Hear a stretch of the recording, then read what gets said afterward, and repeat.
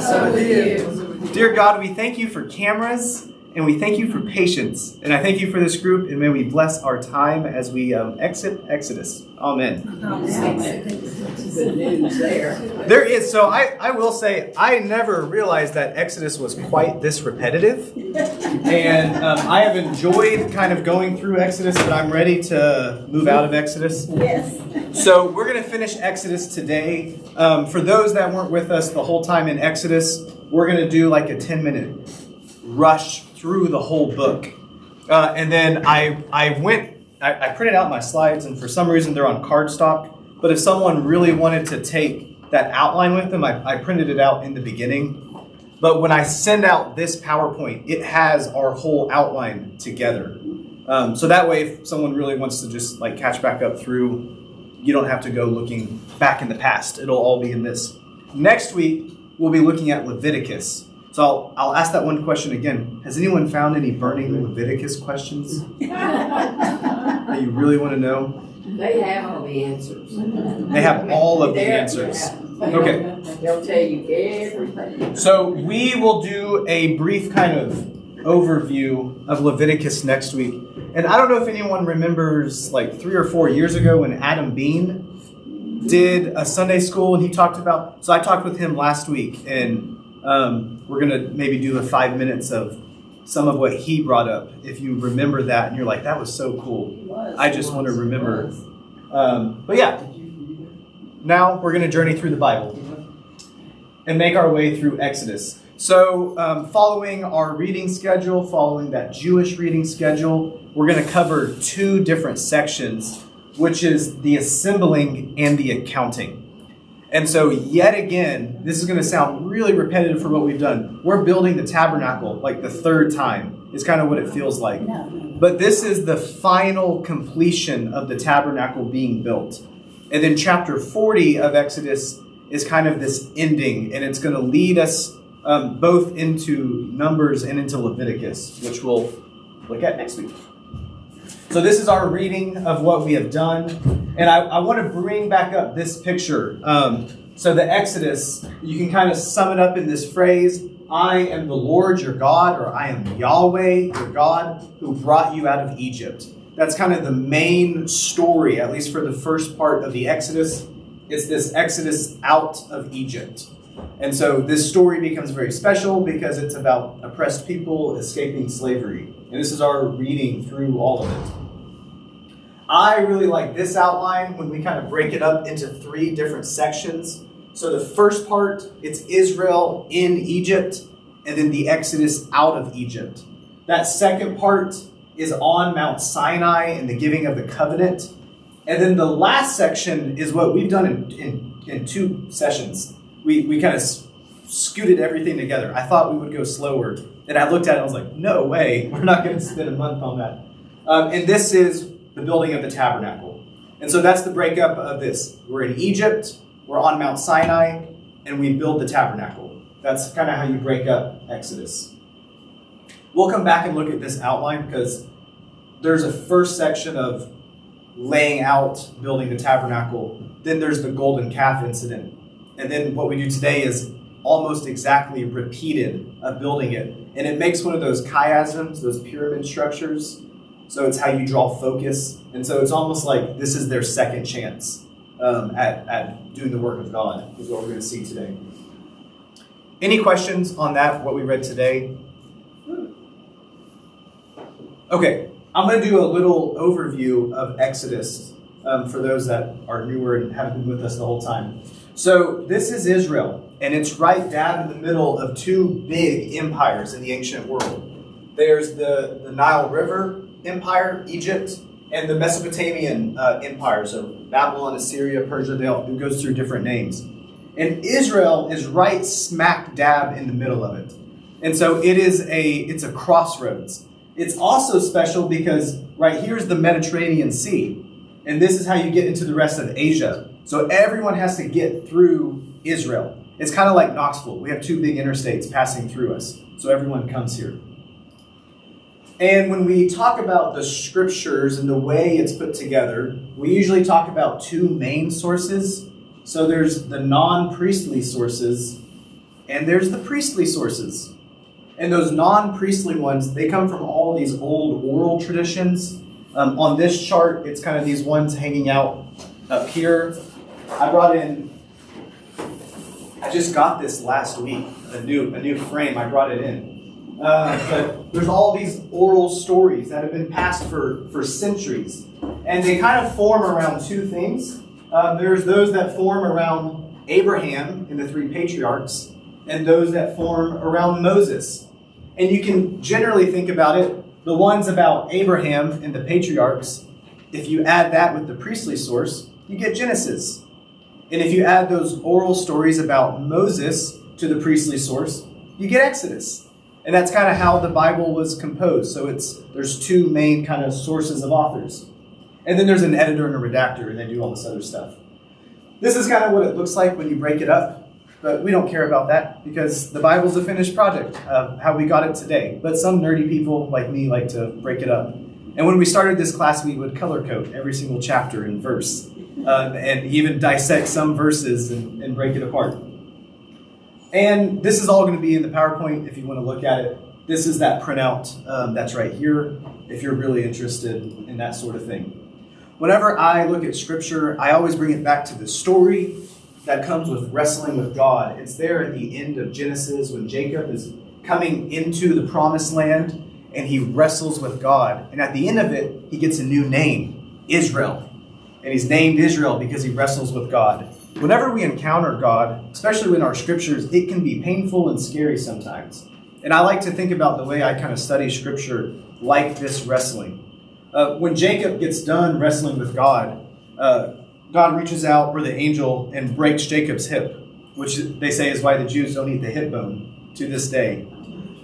But he comes away blessed from it. And I think about that whenever we read with Scripture. Sometimes it can be scary, it can be uncomfortable. We might talk about it, might expose things about us that we don't want to think about. Sometimes when we get into academic Scripture study, it can be scary. But when we wrestle with God, we always come away blessed. We might come away limping, we'll never be the same, but we'll always be blessed. And so I love that story. Exodus overview. So the Hebrew word is Shemot, means names. The way that these books are named is whatever the first word was in the sentence. So it begins with these are the names or the generations of. It is a mix of the Elohist and the priestly source. Are you saying? So the name Exodus in Hebrew, Is Shema? Yeah, and it's just known as names. Thank you. And some of it was written in exile. So it was written when all of Israel was carried off into Babylon, and they were a people experiencing oppression. And so this story, the book of Exodus, became really important because it's a story about a people experiencing oppression and wanting to go back home or wanting to find a home. And so this became a very powerful story. And we talked about that way back when we started Exodus, that this becomes the main story of the Scripture for a lot of communities around the world, particularly for Black Americans and Black theology, liberation theology, which is really popular in Latin America, and other parts around the world as well. The Exodus story is the main story of Scripture because it's about God rescuing people experiencing oppression. I don't know if you remember, we had played this song.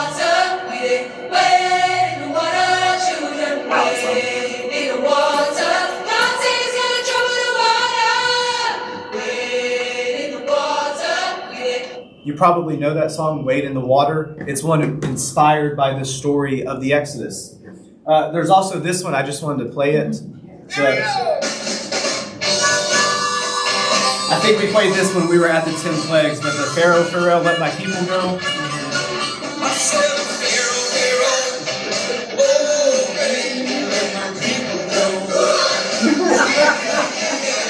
I grew up in love with that song, and I didn't know that it was another version of it. And then when we started, we played this Bible Project video, so we passed this around. Did we run out of those? Do I need more? I will print out more of those. I can pass this one. They can have this one. Well, I wasn't even in the course. So. I had one extra, I thought. Maybe I don't. I will print out and get more for those who want more. But this is an overview of it. At the end of class, for those that want to stay, we'll play this video. That's our brief summary of the overview of Exodus. I'm going to fly through just the first section. So the first 10 chapters, it just goes over all of the plagues. The plagues are really cool because they correlate to Egyptian gods. And there's also all this symmetry that they happen in series of threes. And there's more and more chances that God or Yahweh gives Egypt. And it's not about punishing Egypt. It's about showing them who the real God is and letting them actually come to know God. And so it's about mercy, not punishment. This is one of my favorite parts. The plagues part? I just love the plagues. Well, it's fun. Yeah, you could just put it in the window facing the neighbor you don't like. That's a stretch to call it mercy. When you get into it, particularly when it was written, it's powerfully merciful, and there's chance after chance. In any moment before an animal or a person is punished, there's always this is about to happen, and this is how it doesn't happen to you. And so there's never direct punishments on people without a chance to come out of it. Then we flew through chapters 13 through 17, and we talked about a lot of stuff. But the part that's really fun that I want to remember is we talked about the big 4 crises that happened. So there was a water shortage, and so they threw wood and it cleansed the water. They didn't have any food, so God sends manna. Yet again, they had a water shortage, and that's when Moses hits the rock and all the water comes out.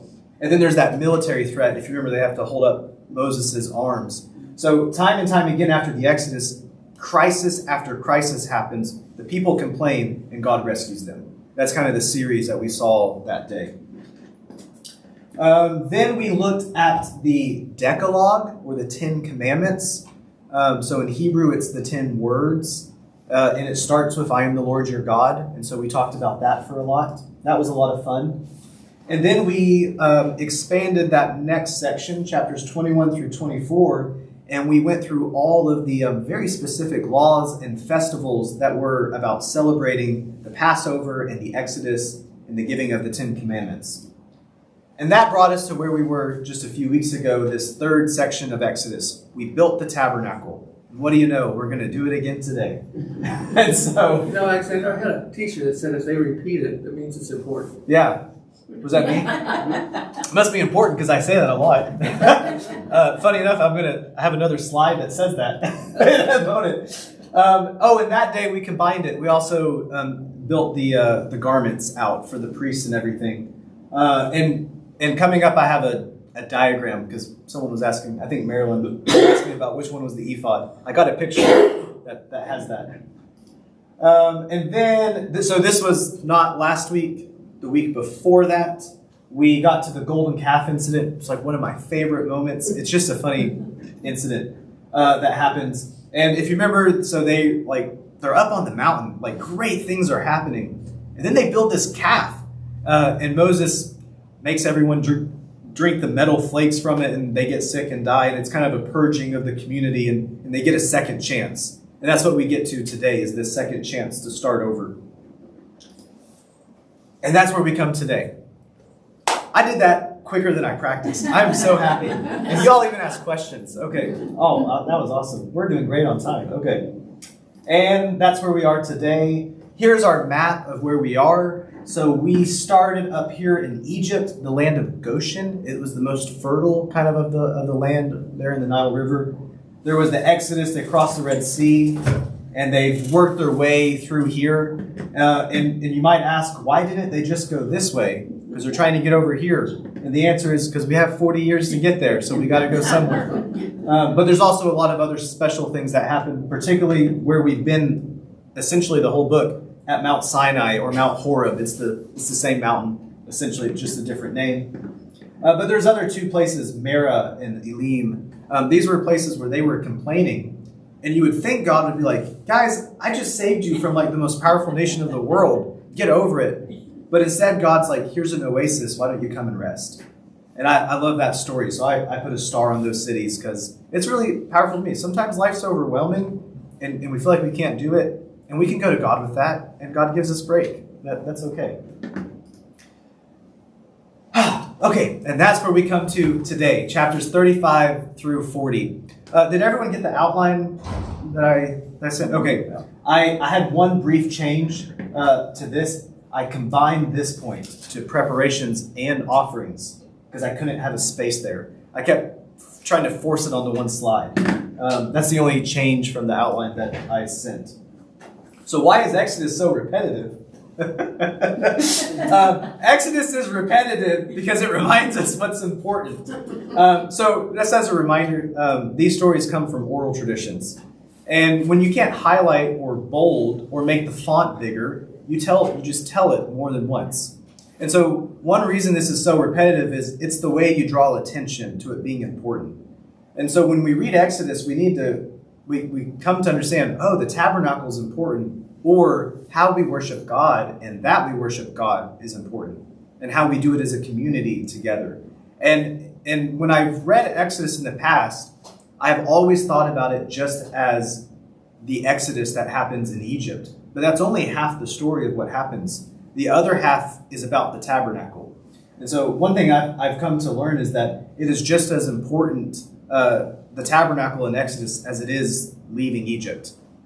And so, also the Exodus story and the way that it describes the tabernacle, it mirrors the creation story and what happens in the Garden of Eden. And so one idea that we get is God is kind of reestablishing creation in the right way, where God is present with people. And so that's one reason the tabernacle is so special, because God's now back here where we are, and we lost that. Make sense? Okay. So chapter 35 starts with Sabbath regulations, essentially. Moses gathers everyone together and reminds them to keep the Sabbath. We had this section when we looked at it 2 weeks ago, this verse from Hebrews 4. So then there remains a Sabbath rest for the people of God. For whoever has entered God's rest has also rested from his works as God did from his. There's this big focus on this idea of Sabbath, this idea of rest. One of the things that we had mentioned 2 weeks ago, or we talked about, was what is Sabbath like for all of us? And that was really fun for me. I grew up with really busy Sundays. And it wasn't until I was in college, I went to a church that didn't have services on Sunday nights. And I was so happy, because it was the first time that I was like, this is actually a restful time. But Sabbath is not just about going to church. It's about like that shalom, that peace and that rest, giving yourself a break. And so one of those things that we talked about is if you overcommit, you might have to honor your Sabbath by backing out of commitments, or by saying no to some things, or whatever else a Sabbath could be. It could be going on a walk. I like to fiddle with like fish tanks. So in my office, you'll always see a fish tank, and it changes whatever I have in there, because it's something I like to fiddle with. That's restful for me. It's restorative. And so the question I ask again is, what is your Sabbath? And I have a 45 seconds scheduled if anyone wants to share what your Sabbath is. Even though we did this 2 weeks ago, I want to hear again.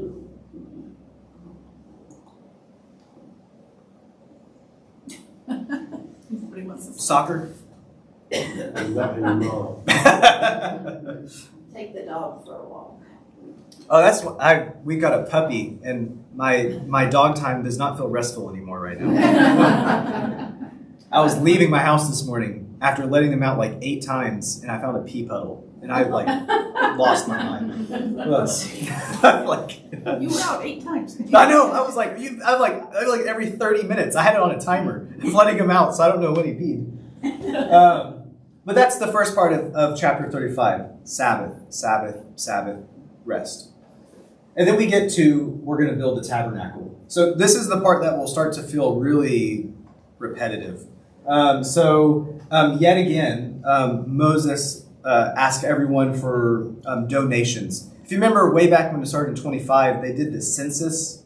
So they counted all the males of a certain age, and they paid in silver for the building of the tabernacle. On top of that, there's also this voluntary offering that everyone can give even more. So they've given lots and lots. There's a lot of money and gold and silver passing around. They gave for the golden calf. This is on top of that. So there's like a lot of metals that they have.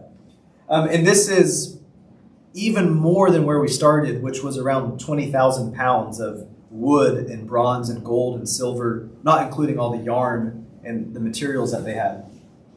And while they're kind of getting ready to make the tabernacle, there's another call for skilled workers. And the way that the Israelites respond is they're very generous. And what's kind of special about this episode, like we've said a lot, this is the second chance for Israel. So they just blew it. Because that whole middle section of Exodus was all about making this covenant with God.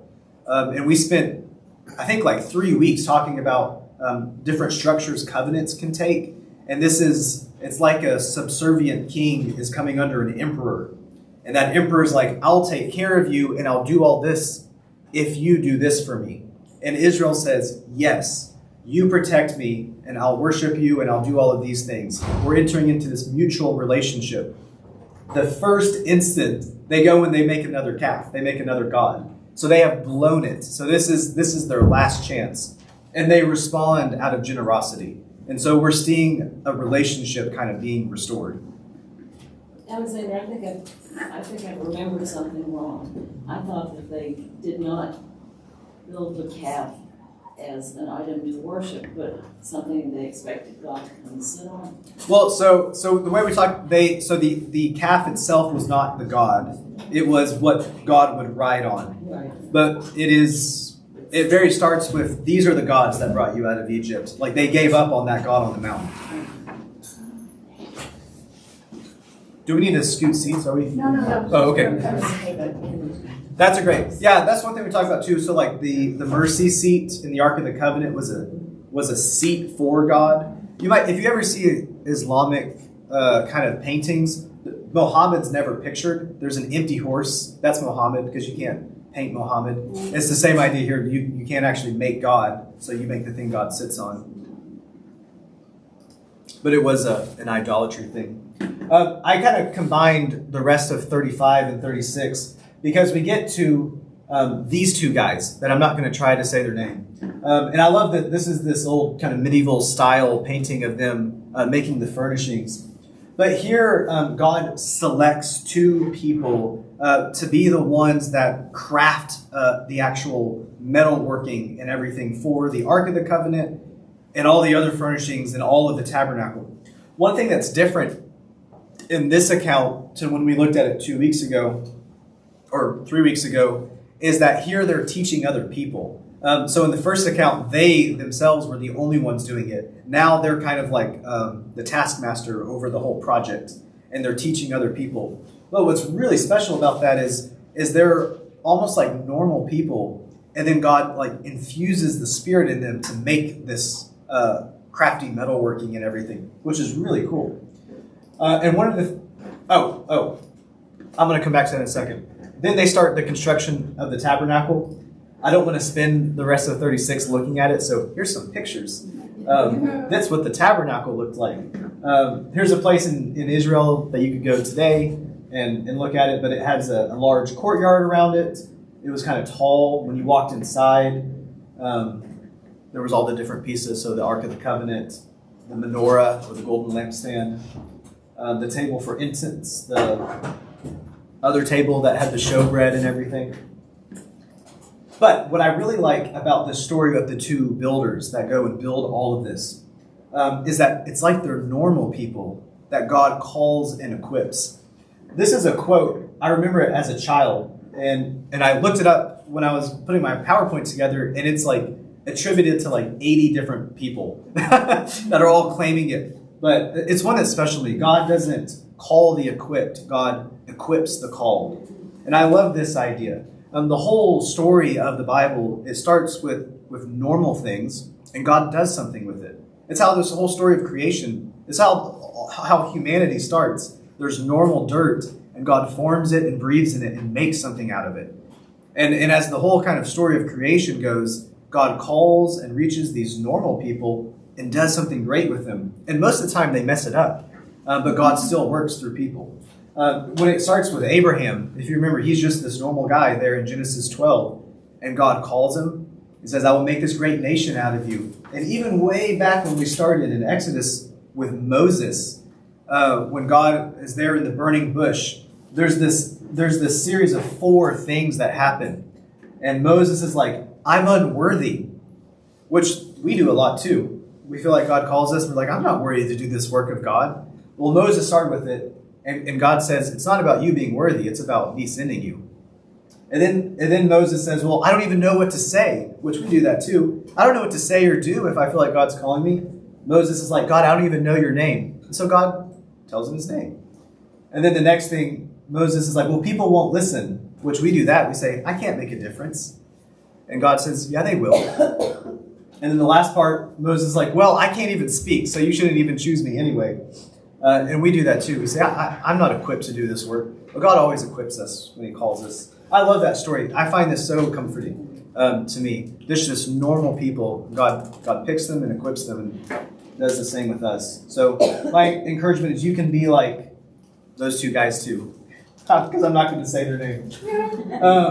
Does anyone have a moment maybe in their life that you either felt like unworthy, or you didn't know what to do, or you couldn't make a difference, and maybe you followed that step and God did something big or small?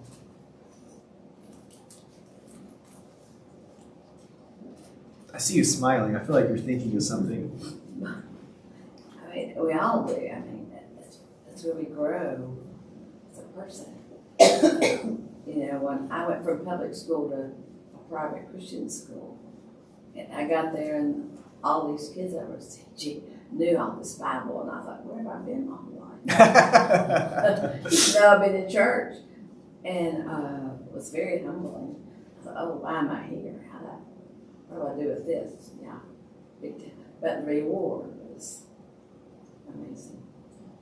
Makes me think too is like Moses or Abraham, like these great people, and they probably felt like that one time. They're like, I'm way out of my ballpark here. Yeah.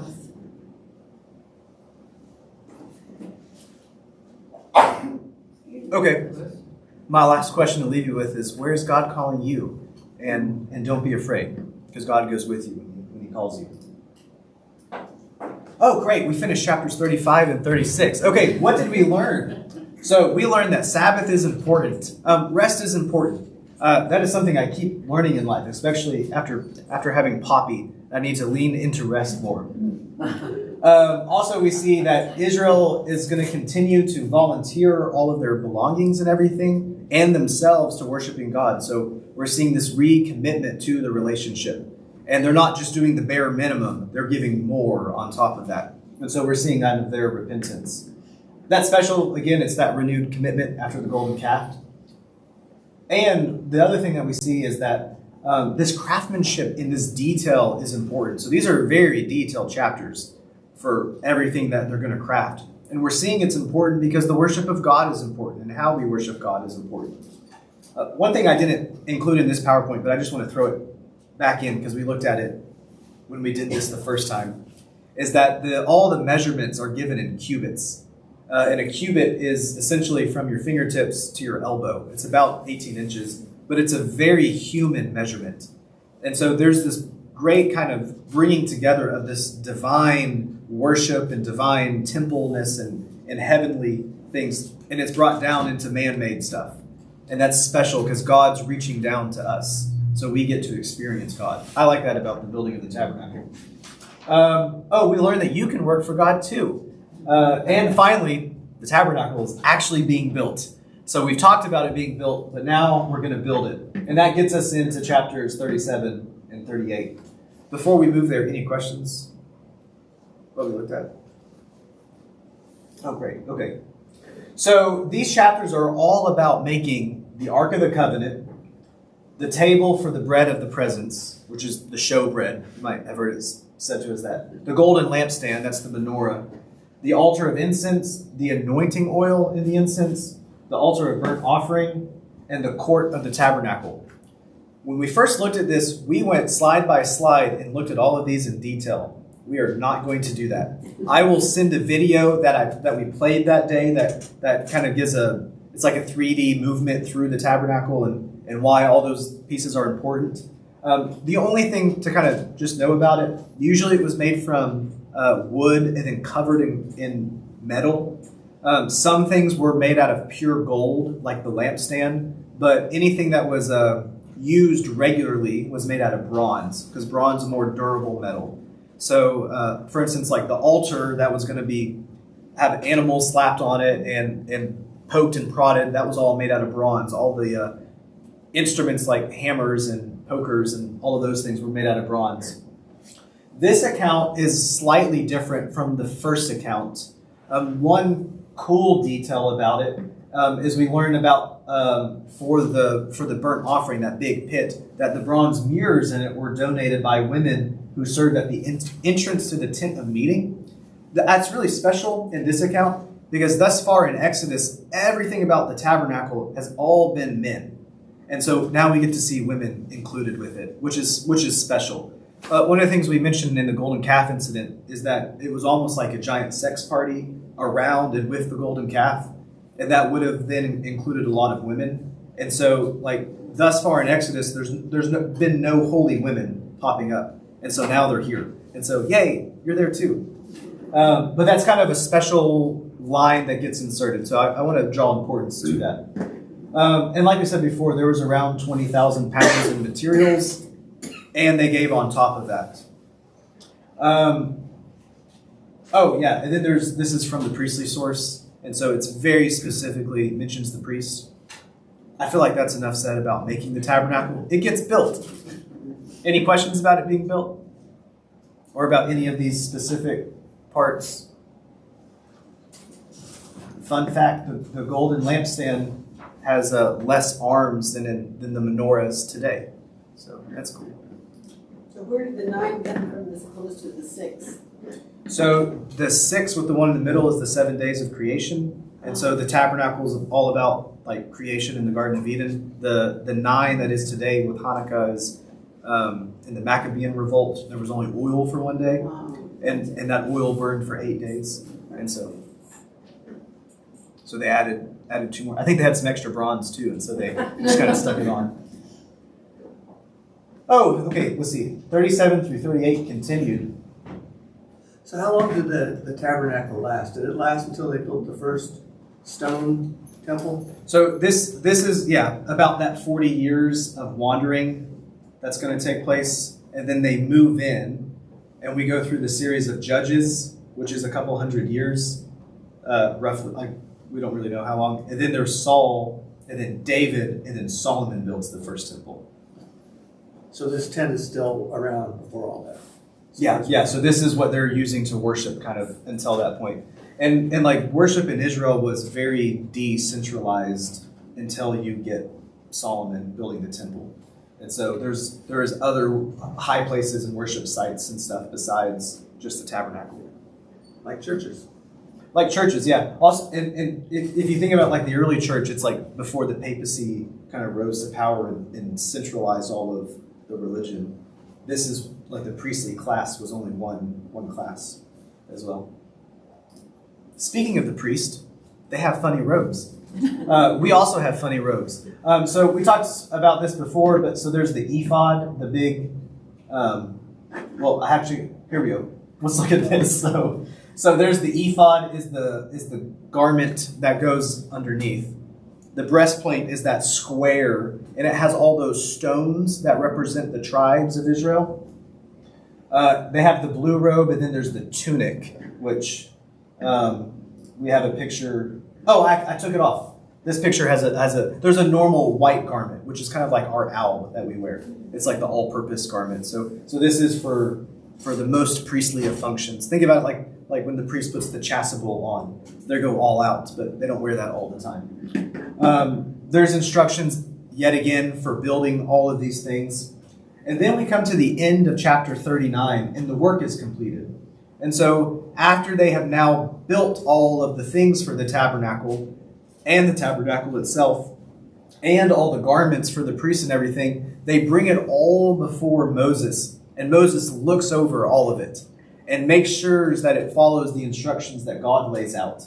And I love this part at the end when he blesses all of it, which is something that we do. there is an icon that Jim, what's his last name? Phillips, thank you. I kept wanting to say Lamb, and I'm like, that is not right. He just turned it in, but it's going to be blessed this Sunday. That's going to go downstairs for a youth chapel. And so it's this big one. And so you'll see it on Sunday morning. But that's something that we do. We take these normal things and we ask God to bless them and do something with them. Do you know what the topic is? The icon is Christ the teacher. The teacher. Yeah. So it's Jesus holding an open book. And what he told me is when the book is closed, it's Christ Pantocrator, which is more authoritarian. But when the book's open, he's a teacher. That's something new to me. I thought that was cool. But here we see, just like we ask all these normal things, we bless them, ask God to do something with them. And I wanted to read just a few, this little section, because I just like it. So, oh gosh. So, in verse 32, this is the end of chapter 39. Thus, all the work of the tabernacle of the tent of meeting was finished. The Israelites had done everything, just as the Lord had commanded Moses. Then they brought the tabernacle to Moses and everything else. So it's going to list everything else that we've had. And the Israelites had done all the work as the Lord had commanded Moses. When Moses saw that they had done all the work as the Lord had commanded, he blessed them. And that's kind of the ending of Exodus. And then the next chapter is the epilogue. Any questions about this part? Oh, great. I wanted to come back to this outline that we've looked at, because we were here in Egypt, and all of the Exodus and the plagues and everything happens. Then we're at Mount Sinai. So this is kind of the focal point. The middle of the book is about this covenant that's going to happen with them. And the covenant, that's another one that was very repetitive. It happens like 3 times where they renew this covenant with God. And it ends, though, with the tabernacle being constructed. And yet again, it's repetitive. It's repetitive to draw focus because it's important, but it reminds us that worshiping God's important, worshiping God together is important, and worshiping God in the right way is important. And that brings us to chapter 40. We're making great on time. I'm so happy. Okay, so the tabernacle is built and all of the equipment is installed. So God commands Moses to build it on the first day of the first month. I like this line because it's like time has started over. So now that the tabernacle is here, God has somewhere to dwell. It's like creation's started back over again, and time is new. It's the first day of the first month. It's a whole new year, kind of like our Advent. And they give all these specific instructions for how everything is laid out. I'll just refer back to, I'll send that video if you want to watch it again, for how everything is organized. And then once everything is kind of put in all of its right place, Moses goes through and blesses everything and consecrates it and makes it all holy. And that's class, we're done. We actually are almost done. Okay, this is the second time I have done this. Did you get the time? Yes. And then it ends with setting up the tabernacle. So Moses obeys everything that's done. Everything has been blessed. Everything has been consecrated, set up in the right way. I can't have you behind me. I feel like you're gonna. Here, I'm gonna come. We'll make her sit in the middle. I'm like gripping my head. I don't trust now that when Poppy gets behind me. Was everyone here? Who was here for Mardi Gras? For the auction part. So during the auction, while I was doing the PowerPoint, the youth kept pouring water all over me, and ice water, like down my shirt and all over my hair. And it was really hard to focus on doing that because every slide they would pour like another sip. Yeah, so they set up the tabernacle, and once everything has been assembled, then they anoint all of the people for worship, and that's how the chapter ends. Moses is not allowed to go into the tabernacle because the fire, that cloud, fills it. That represents God's presence filling it, and Moses isn't allowed to go in. Why? Because it's a holy place now. But he'd been on the mountain and talked to God. I mean, Yeah, I'm going to meet you, Marilyn. I object. I mean, he let him come up and talk. It's a I mean, precursor I to wish him not being able to go into the promised land. And where does that happen? About going into the promised land? He's not allowed to go into the promised land. Oh, we get there in Numbers. He didn't obey. So this is like a precursor, like, Yeah, it's getting us there. what happened to the tabernacle? So once the temple was built, they didn't need the tabernacle anymore. And so so there's the tabernacle. They're traveling in the desert. They get to the promised land, and then there's the kind of time of the judges, which we'll get through with Joshua and the judges, and then you have King Saul, and then you have King David, and David is going to get together everything that's going to be built, but Solomon will build the temple. And that's Solomon's temple, but it gets destroyed. And then they rebuild another temple after the exile. I think it's Zerubbabel's temple, and then it gets destroyed. And then there's a third temple. It goes through lots of series that Herod builds for the Jews. But yeah, so this is here until we get to So Solomon's they temple. carried that around once they built it, they still took it down and carried it around? Yeah, and that was one thing we talked to is some of the details will be like there's bronze pegs holding everything together. So again, bronze is a durable material. And so this was built kind of to be taken apart. If you think about like yurts or like teepees, like it wasn't moved every week. It might be there for 6 months out of the year. And you might just move it during the season as you go to a new region or land. Like a circus. Oh yeah, is there a new circus in Westtown? I saw a big tent up there. Yeah. Yeah. I saw it when I was driving by. So, you guys got me off my PowerPoint. So the fire, that smoke, represents God's presence. So Moses has been in God's presence, but God's presence is still special. And so, and one thing we talked about is this isn't about keeping people away from God. It's about getting God closer to people.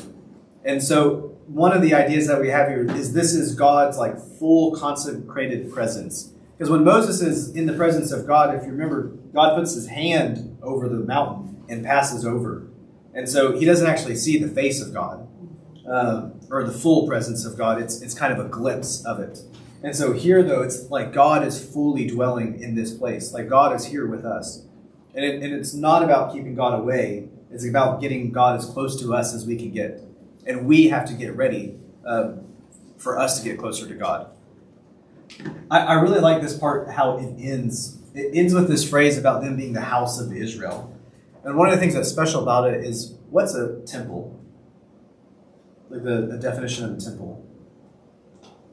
House of God. It's a house of God. And a tabernacle is it's the same thing. It's a house of God. So we built a tabernacle, but now Israel's the tabernacle. They're the traveling people. That's the house of God. I love that phrase. It only pops up twice in the Old Testament. And here it is after the tabernacle is being built. So we've spent all this time building this tabernacle, but actually they were building themselves as that tabernacle, which is another, we talked about that when we first built it, how we are the houses of God as well, and making space for God to kind of grow in us. So Alexander, so when God is in there, the only people that are allowed to go in are those priests that are all Once a year. once a year. That's it. Yeah, into the most holy place. They can go to the other space, but not around the curtain where the Ark of the Covenant is. Yeah. There's an old kind of like folklore tale about that too, that they would tie a rope around the high priest so that if they walked in and died, they could pull them out. That's not real, but it makes a good sermon analogy. So lots of preachers use it. I read somewhere where the priest made a mistake setting it all up, they were killed or something. Is that true? I think there's quite a bit of stories about that. Like What? altar killed, yeah. Like altar? Has that happened? Someone's That's why it's marble. It's easier to clean. So I'm scared to make a mistake. Yeah. I'm just going to read this kind of ending part. So Exodus 40 brings the book of Exodus to a powerful conclusion, showcasing the fulfillment of God's promise to dwell among God's people and guide them. The assembly of the tabernacle and the manifestation of God's glory in it, so that fire, that smoke, it's a pivotal moment in the Israelites' journey, because now we have this sacred space for worship and communion with God. This chapter in the whole book, it not only signifies the completion of that physical structure, but it represents the establishment for the spiritual foundation for the Israelites' relationship with God, and it sets the stage for their continued journey and covenantal relationship with God. I don't remember where I got that from, but I liked it. Yeah. We've been building a physical thing, but it's about building a people. And that's kind of what Exodus sets us up at. When we were going through Genesis, we talked a lot about the second half. It's all about getting us into Egypt. And then we got to Egypt, and it was all about getting us out of Egypt. But I feel like we haven't gone to the promised land yet. And it's almost like we had to get ready before we go to the promised land. And so that's what we're going to see in the book of Leviticus next week. It's how does this people get all the way ready, which is what Leviticus is about, all the holiness codes and establishing everything else. And just as a precursor to Leviticus, it's not just about, how high do you raise your hand as you like pour the incense in or something. It's about there's 3 types of laws. There's moral laws. That's how you treat one another. What do you do when your ox runs over someone's chicken?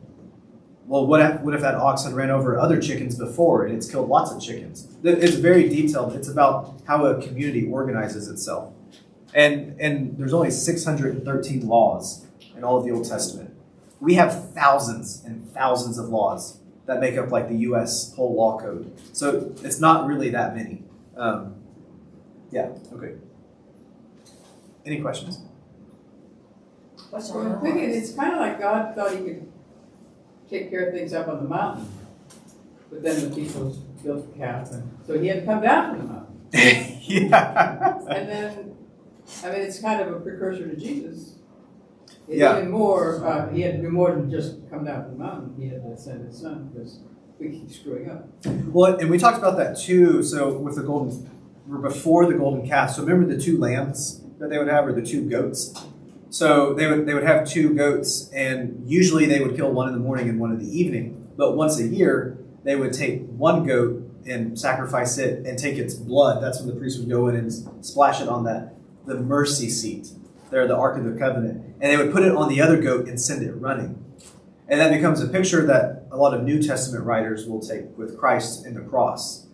That there Jesus is like that slain lamb or that slain goat. And we get the blood and can go run free in the mountains. Our homework is to read Leviticus. Yeah. I'm sure that's going to happen. It's going to be a lot of fun. We're going to play our last little bit of y'all remember the Lego Bible one? And for those who want to stay, welcome to watch this. After it, I'm going to play that Bible project part 2. Just to mention, so this Exodus one, this is a dramatized version with Lego people of the book of Exodus. It goes off script, but I really like the message that it has because it kind of ties the whole book together.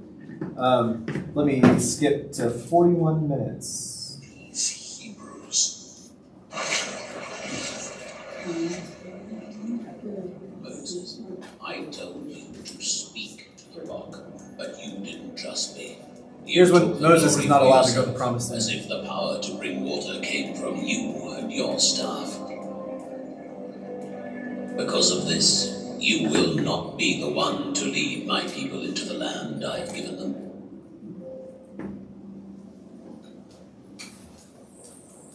Out of all the peoples in the world, the Lord has chosen you to belong to him. He didn't choose you because you were bigger or better. He chose you simply because he loves you. And because he had made a promise to Abraham long ago. The Lord has protected you and made you into a great nation. He has blessed you and multiplied you, so that your number is like the number of stars in the sky. The Lord demonstrated his power and glory before Pharaoh and rescued us from slavery and brought us out of Egypt so he could give us this land he had promised to our fathers. From the day you left Egypt, you have constantly rebelled against him. But the Lord your God is a merciful God. And he has faithfully led you through the wilderness for these 40 years, humbling you and testing you by letting you go hungry and then feeding you with manna. He did it to teach you that people do not live by bread alone, but by every word that comes from the mouth of the Lord. Because I disobeyed the Lord, I will not be the one to lead you across the river. Joshua will be your leader from now on, and the Lord himself will cross over ahead of you, and he will give you possession of the land that he promised to you. So be strong and courageous, and don't be afraid. He will be with you. He will never fail you or abandon you.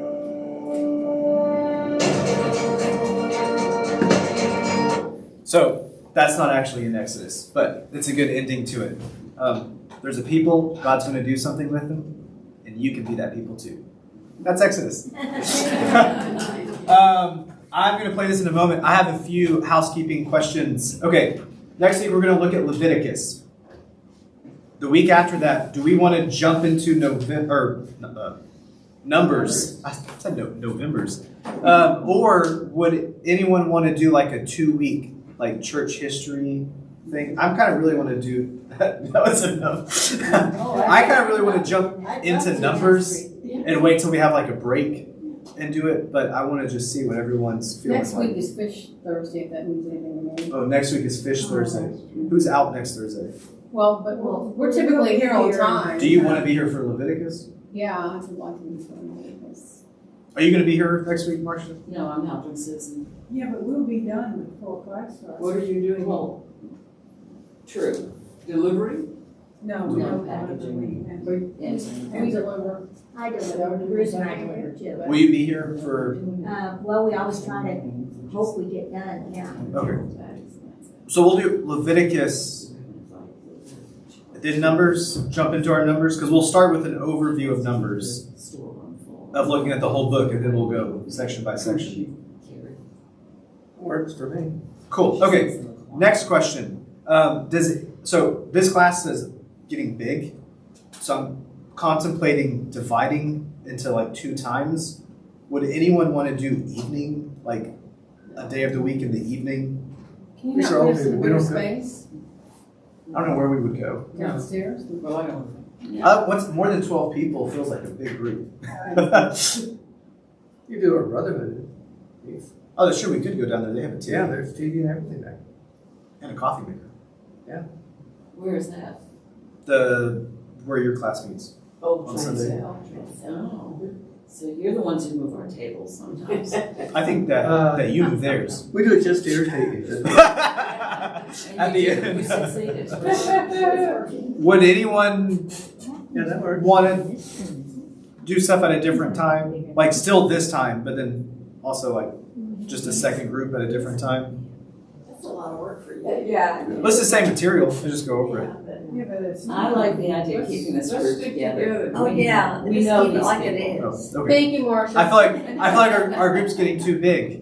No, it's not right. It's just the byproduct of a good teacher. Yeah. I like They smaller were kind of groups. stingy with the people in that Lego thing. It should have looked like a multitude, not this little. They ran out of Legos.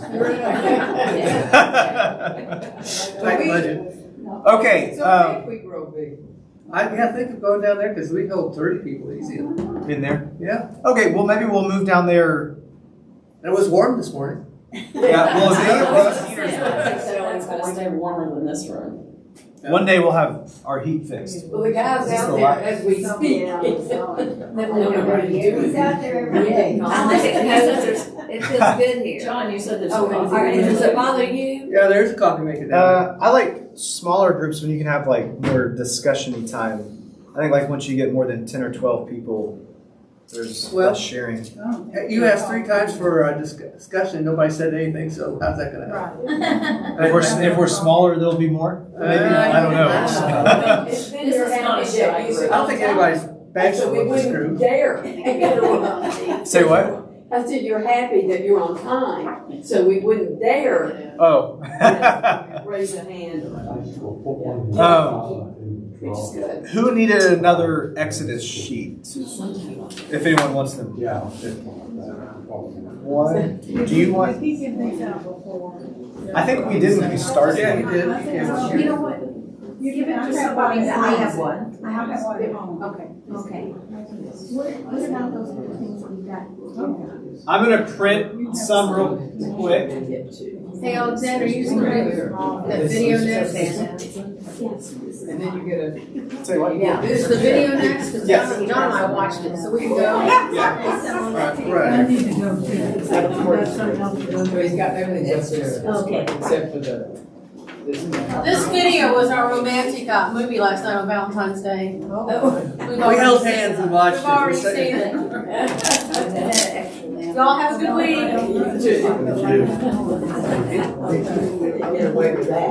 I'm gonna play this. You're gonna let us know whether to use that room. Yeah. Get to your back. Kind of like this. This room has fun windows though. I'm gonna run to the printer while this plays and grab more of the Exodus things. This is a short video. It's about 6 minutes.